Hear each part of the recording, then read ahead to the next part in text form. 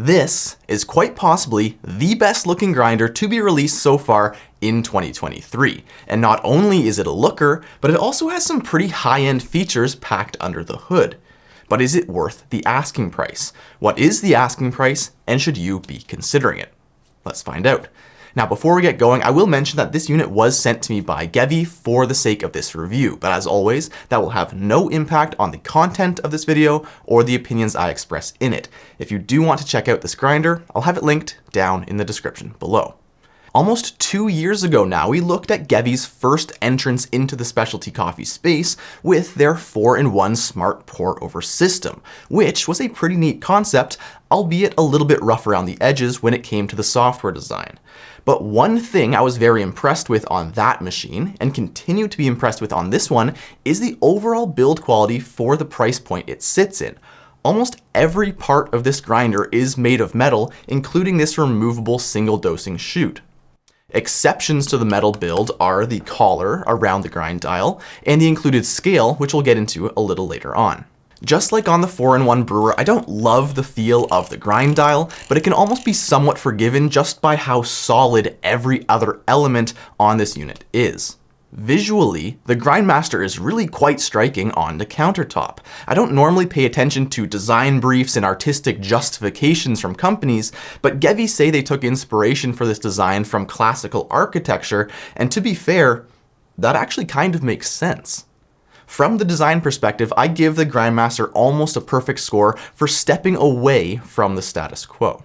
Moving on to the functional features of this machine, it's actually quite an extensive list, which has clearly paid attention to the things people are looking for in a modern home grinder. It uses 64mm vertically mounted flat burrs with a pre-breaker, and can be spec'd with either stock burrs or upgraded to SSP options. One odd choice is that GEVI has specified that aftermarket swapping of burrs will result in a voided warranty, which is definitely not a good policy to stand by, in my opinion. The Grindmaster also includes active static management, which in today's market is becoming a must-have, and less common but equally sought after nowadays is speed control, which the Grindmaster also allows anywhere between 500 to 1500 RPM. I think that this list of features is one of the most competitive in a sub $1,000 grinder that I have seen to date, which is very impressive to see. One additional feature that I don't think anyone really asked for is the inclusion of a dosing cup with an integrated scale. The dosing cup magnetically attaches, and the scale is actually pretty responsive and accurate, giving you the ability to dose and grind with a variety of different workflows. Which brings us to the user experience.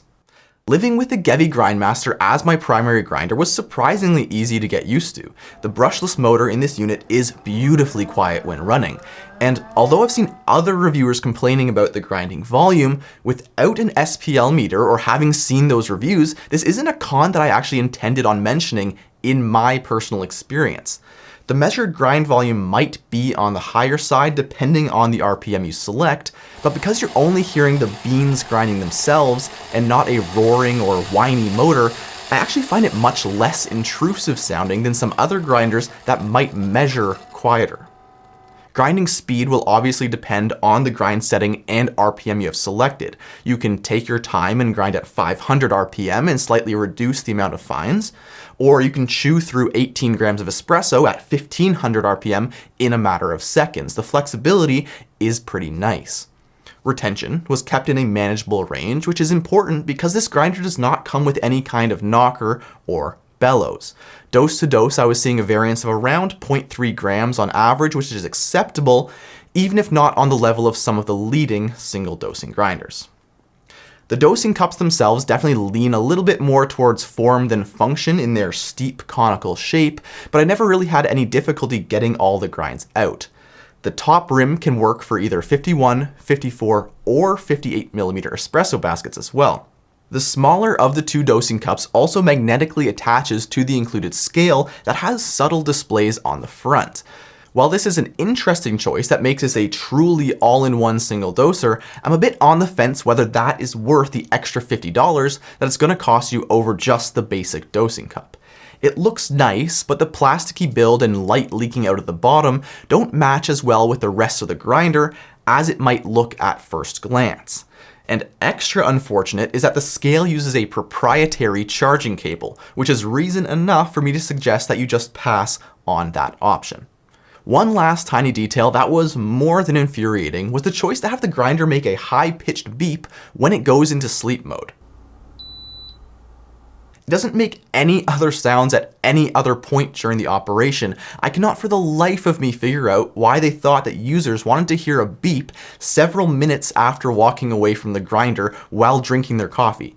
Just a really odd choice. Moving on to grinding quality, this will of course mostly depend on what burrs you choose to spec in the grinder. With the stock burrs that my unit had, there is enough grinding range to go from finer than espresso all the way to coarser than needed for something like French press, making this a reasonably good all-round grinder. Now, I say reasonably good because there is a relatively limited range for espresso, just 5 or 6 clicks. While I personally didn't have any issues dialing in, the steps were larger than I would have liked to see, especially if espresso was going to be my sole use case for this grinder. There is some chatter that they might make the adjustment stepless at some point, but even then I feel like there's just not enough of the dial dedicated to the notoriously touchy espresso range. Similarly priced options like the Timor Sculptor have better adjustability in the espresso range, and for that reason I'd recommend those over this one if espresso is going to be what you're after. However, if you're only occasionally doing espresso or not at all, the Grindmaster does have significantly more features than the Timor. So for that reason, this grinder is put in a bit of a tricky limbo. It is darn good looking, has a pretty solid build, and has lots of premium features like RPM control and static management. However, in terms of grinding performance, it falls into the category of grinder that is good for pour over and immersion brews and can also do espresso when needed. So with that set of skills, it is more capable than the fellow OGen 2, and I'd say justifies a slightly higher price point, which is where it comes in at the Indiegogo pricing. For the crowdfunding advertised prices, this is a pretty compelling package for someone who wants RPM control, static management, single dosing, 64mm flat burrs, and the ability to grind for espresso. However, at the full price this grinder will eventually be sold at, that is a different story. The MSRP I was given starts to cross the $1,000 mark when you include the more expensive burr options. And for that kind of money, I simply don't think the build quality and grinding range, combined with the threats of warranty cancellation if you replace the burrs yourself, are quite worth the cost. So that leaves us in a bit of a tricky spot we often find ourselves in with crowd-funded products. Do you take the leap at early bird prices on a unit that does outperform its price point, or do you go with something more tried and true like the Niche Duo, Malkonig X54, or Timor Sculptor? Or do you even pony up some extra money for something more premium like the Zerno or Option O P64? And unfortunately, that's a decision that only you can make, but I hope that this video was informative and helpful in you making that decision. Again, if you want to check out this grinder, I will have it linked down in the description below. If you've enjoyed this video, please leave us a like and even consider subscribing if you want to see some more like it in the future. Thanks for watching, and I'll see you in the next one.